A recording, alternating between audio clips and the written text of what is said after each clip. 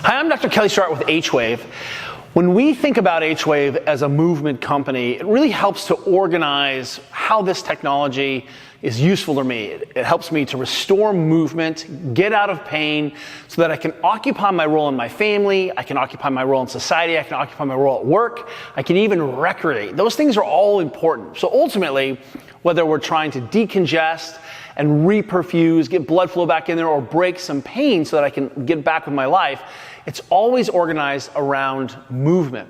Now, one of the things that we know from sort of best practices around the human being is, especially in times where we're trying to heal or change what's going on by remodeling tissues, is we need to have on board all the things that my body requires for normative healing and normative movement.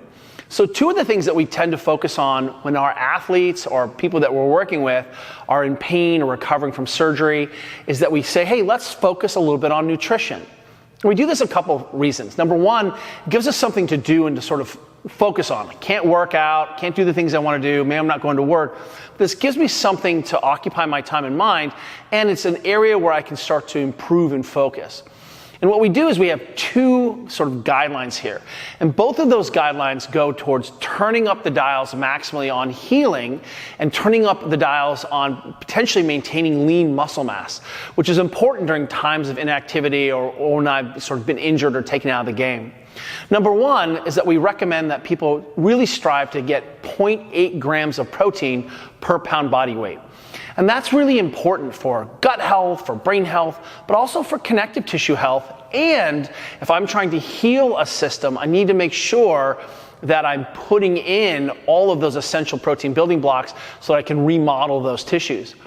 The other aspect that often gets missed in this conversation is that when people are inactive, they potentially can lose a lot of their muscle mass. And the research is clear that if we actually dial up protein intake, we're able to actually maintain the muscle mass during some of these periods of inactivity, even if it's forced inactivity.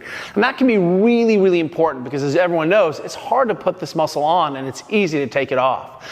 The second nutritional guideline, besides 0.8 grams of protein per pound body weight or desired body weight, is to try to juice up and get as many fruits and vegetables in as we can. We try to have a specific number, and that's 800 grams by weight of fruits and vegetables. So we are agnostic about how you do that. We want you to ideally eat a rainbow. Don't go reach for broccoli and kale. That's going to be a lot of chewing and make you very sad.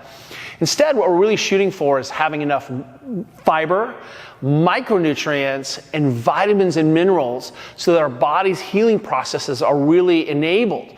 Oftentimes when we're sick or we're injured or don't feel good, our appetite drops, so we can be underfueled, under-recovered, or we tend to eat for things that maybe are soothing but not very nutritive. And the problem is then those calories really end up forcing out a lot of the other things.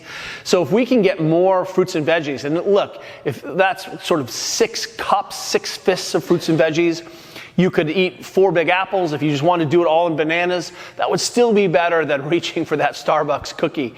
So those two pieces also give us something in the bargain, which is a little bit of calorie control. And one of the things that happens when we're inactive is it's a lot easier to put on unwanted weight just because we're not moving very much, we don't feel very good, the system sort of downregulates a little bit. So if we can focus on shooting for that 0.8 grams of protein per pound body weight and 800 grams of fruits and vegetables every day, number one is we're going to create a ready state, a readiness for the body to be able to heal and do its miraculous things so that we're set up to take the next step, that we've maximized healing, we've turned up all the dials, and we've gotten a little bit of calorie control in the bargain because I'm going to be full and not have a lot of room for cookies and ice cream. And I'm going to keep all of that vital bone density, muscle mass on because I'm feeding myself. So as we think about movement as a strategy, we're thinking about how do we support that? Well, the evidence is clear. Fruits and vegetables and enough protein gets us there.